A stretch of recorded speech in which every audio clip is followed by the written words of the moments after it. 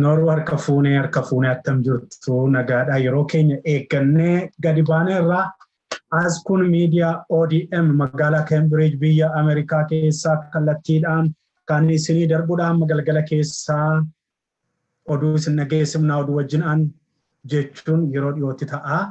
Hammasitti garuu eebila 15 bara 2020 isa kan bara kanaa kabajachuudhaa fi jala bultii isaarra kan jirtan biyya keessa kan jirtan biyya alaa kan jirtanii miidiyaan koo ODM kabaja isaa ofishaalii ammaa kaasee jalqabeera karaa adda addaatiin walaloo dubbisuudhaan mammaaksa adda addaa fiduudhaan oduu durii fiduudhaan seenaa tokko dubbachuudhaan kabajni kun hamma guyyaa borii guutuutti itti fufaa yeroo yerootti miidiyaan koo kun ammaa kaasee bana ta'uusaan dhaamsa kan fuudhu ta'uusaanii isinitti ibsuu barbaada.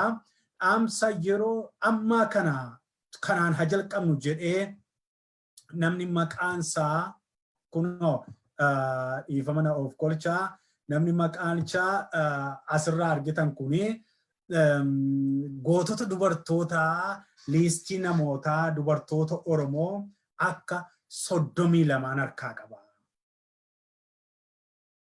Gootonni keenya kan dirree irratti kufan gootonni dubartoonni baay'eedha isaan keessaa garuu 32 hamma yaadadhuun mataa keessaan gadi fuudhee barreesseeti mee miidiyaa keerraa maqaa isaanii ati naa dubbisi bakka koo ta'iiti bakka waayifaayi gaarii hin jiru akka kee kana hireen arganne ati immoo naa dubbadhu maqaa isaanii miidiyaa keerratti naa dubbisi.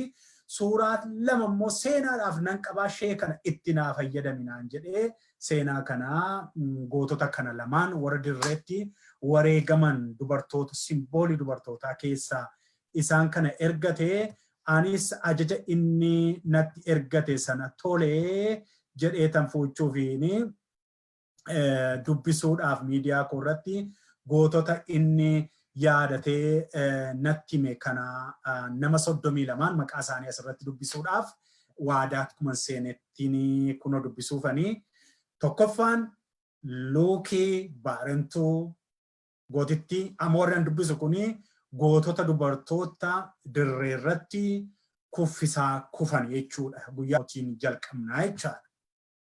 Tokkoffaan Luukii Baarentoo lammataan Iftuu Hundee sadaffaan Leensaa Baarentoo, arfaffaan Obsituu Obsaa, shanaffaan Kullanii Boruu, jaaffaan Caaltuu Mi'eessoo, torbaffaan Kullanii Habroo, saddeettaffaan Ayyaantuu Boruu, salgaffaan Ayyaantuu Dagaa, kurnaffaan Ibsituu Yaadataa, 11ffaan Ilillii Mohammed, 12ffaan Waarituu Waaree, 13ffaan Jaallee Destaraa, 14ffaan Killee Kuulaa, 15ffaan Yaadattuu Yaadataa, 16ffaan Laliftuu Daraaraa, 17ffaan Sirrannee Ibsaa, 18ffaan Caaltuu Kumsaa, 19ffaan Ibsituu Magarsaa, 20ffaan Ashee Amdoo,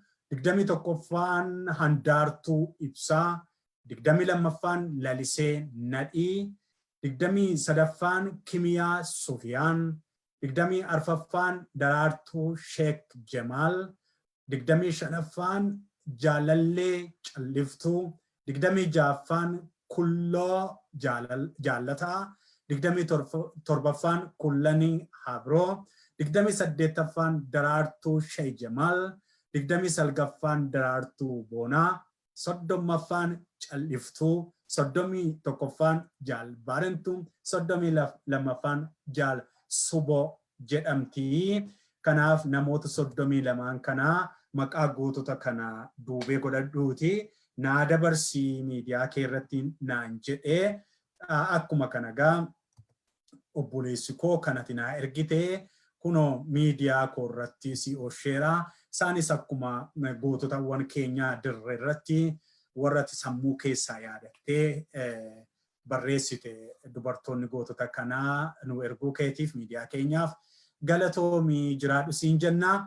Bifuma wal qabatuun immoo achi Adaamaa keessaa qeerroowwan suuqa ta'etti walitti dhufanii ayyaana waboo kabajataniiru. Kunooti suuraan isaanii obboloota keenya obbiraa dhabne qeerroowwan obboloota dhiigaa waggaa lamaan sadan kanas gootota obbiraa dhabne tuusaan falmannaarra jiranii asii magaalaa Adaamaa keessattis baay'ee dhabne, Shashamannee keessatti baay'ee dhabne, Oromiyaa keessatti baay'ee isaanii dhabne. Kanaaf isaan yaadachuudhaa fi kunoo laphee keenya cabne yaadannoo isaanii walitti qabamne akka nama jaataan iddoo tokko turree dungoo qabsiifannee gootota keenya dirree irratti kufan yaadachaa turreeti. Achumaan qilleensarra miidiyaarra nu oolchii jedhanii ergataniiru. Anis kunoo oolcheeraa fi iskiriinii kootti ol baasee ulfaadhaa egaa fayyaa ta'a. Akkuma kana bifuma kanaatiin miidiyaan kuni asirraa kallattiidhaan dhaamsa keessan dhaamsa guyyaa gootota Oromoo eebila 15 kan bara 2020 kanaa akkasittiin irraa jalaan waan dhufu walaloo yoo qabaattan ergadhaa, seenaan dagatamne yoo qabaattan seenaa ergadhaa. Anis qilleensarra isinii oolchaa. Yoo sagaleedhaan istiidiyoo koo keessa seentanii dhaamsa dabarfachuu barbaaddu ta'e immoo keessaan na dubbisaa, teessoon isinii ergaa karaa sana sagalee keessan isinin dhageessisaas keessaa. Kanaaf egaa kana booda hamma boriitti waliin akkuma kanaan haala adda addaatiin yaadachuudhaan gootowwan keenya kufan yaadachuudhaan dhaloota qubee keessaa kan dirree irratti wareegaman kan wayyaane sirna wayyaanee kana keessatti yookaan immoo harka OPDOtti rasaasa OPDOtiin wareegaman yoo dandeessu taatan maqaa nama tarkaanfii fudhatee wajjiniin suuraa isaa wajjin nama wareegame wajjin seenaadhaaf ol keenyaati. Sodaa tokko malee as ergaa miidiyaan koo sodaa hin qabu, bilisaadhaa, miidiyaa bilisaati. Nama qeerroo keenya irratti tarkaanfii fudhate illee yoo qabaattan suuraa isaa as ergaa iskiriinii irratti akkas argisiifnee kun obboleessa keenya yookiin qomoo keenya abaluun nama rasaasaan dha'ee ajjeesudha jennee argisiifna. Seenaadhaaf ol keenya, sanyii isaatiif ol keenya waan ta'eef namoota hamaa hojjetan, uummata Oromoo irratti ajjeechaa hojjetan nama yaadattan seenaa Oromoo keessatti yoo qabaattan hin sodaatinaa. As ergaa miidiyaan kun miidiyaa ittiin hafuura baafattan, miidiyaa ittiin gantoota saaxiltan waan ta'eef homaa tokko hin sodaatinaa. Egaa baga geessan isiniin jennaa. Gootota keenya yeroo hundumaa siidaa hin dhabamne, siidaa hin mittigne nu keessatti ijaaranii darbaniiru. Bu'aan isaanii egaa karaa adda addaatiin miliqfamullee yeroodhaa yerootti qabsoon Oromoo ijaaramaa dabalaa deemaa jira. Kanaaf gootota keenya haa yaadannu isiniin jennaa. ODM waajjirri taajjabbii ifaan ifatti kabaja ayyaana gootota Oromoo kan bara 2020 ifatti jalqabeera. Dhaamsa keessan yeroo yerootti fudhetan istiidiyootti deebi'aa. As gulaalaa keenya beekan gulumaa wajjiniin ogeessa kaameraa akkasumas beekanii wajjiniin akkuma kana dubbii kana isiniif kan dabarsu beekanii wajjiniin turtiin keenya hamma boriitti hamma bor guyyaa kabajaa ofishaalii ta'utti walumaa wajjin turraa. Ulfaadhaa, fayyaa ta'aa, nagaatti naa turaa. Walitti deebina ammas